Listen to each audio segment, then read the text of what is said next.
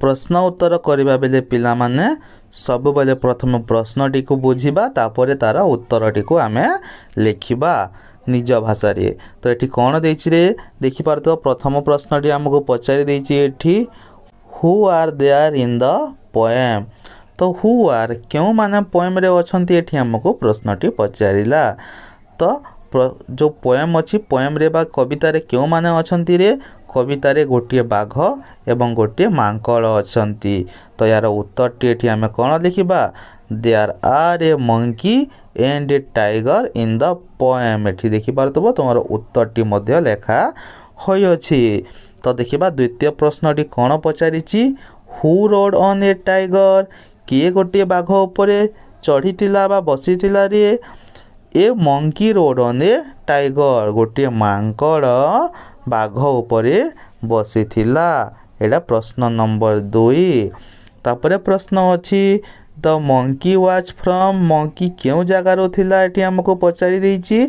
तो समस्त जानिथिबो क्यों ठारू मंकी थिला रे 3 नंबर प्रश्न रो उत्तर हेउछि the monkey was from Raigarh. Monkey टी क्यों ठारू थिला मंकी टी रायगढ़ ठारू थिला। तापरे हमको 4 नंबर प्रश्न देइ अछि what does day stand for. तो ये प्रश्न टी को प्रथम भलरे बुझी नियो। तो एठी व्हाट डज दे माने कोन से माने स्टैंड फॉर माने एठी जो पोएम टी रे दे लेखा हिची दे माने एठी देखि परतबो जो दे लेखा हिची देटा कहा पाई लेखा हिची एठी हमको पचारिछि। तो ए देटा लेखा हिची पिला माने मांकड़ पाई एवं बाघ पाई दी जनक पाई।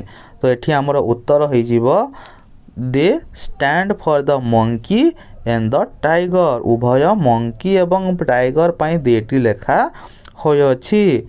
तो 5 नंबर प्रश्नटी हमको देई अछि where was the monkey when they came back. जेते बेले से माने फेरिले मांकड़टी केउ ठारे थिला कुहरे पिला माने कमेंट रे मांकड़टी केउ ठारे थिला मांकड़टी थिला बाघर पेट भितरे। तो यार उत्तरटी हबो when they came back the monkey was inside the stomach of the tiger. तो जेते बेले से माने फेरिले मांकड़टी कहार बाघर पेट भितरे थिला।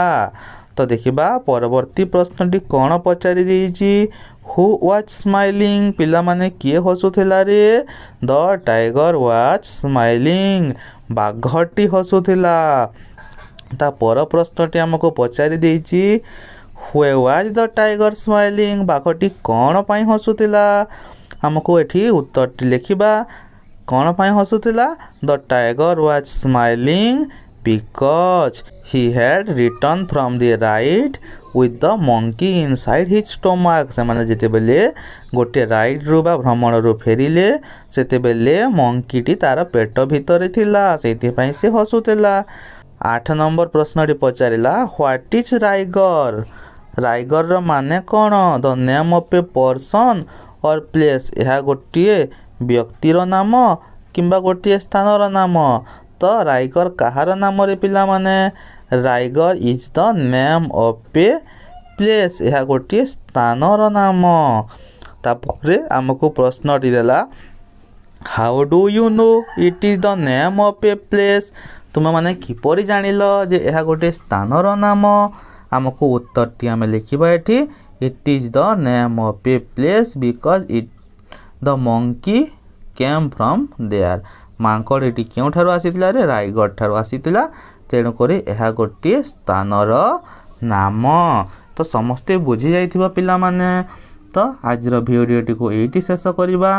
तो एही परि तुम मानकर समस्त बहिर जदि प्रश्न उत्तर ता सहित सब पाठ को भलरे बुझिबा को चाहुच आम सहित पढ़िबा को चाहुच ताहले आम चैनल टी को सब्सक्राइब कर दियो एवं पाखरे थिबा बेल आइकन पर क्लिक करी ऑल नोटिफिकेशन टी ऑन कर दियो एवं समस्त भिडियोटी को गोटे गोटे लाइक कर दियो पिला माने एवं पाठटी केमिति लागिला कमेंट रे निश्चय जणाइबो तले। तो आजिर भिडियोटी को एटी शेष करिबा पिला माने रहिली बाय।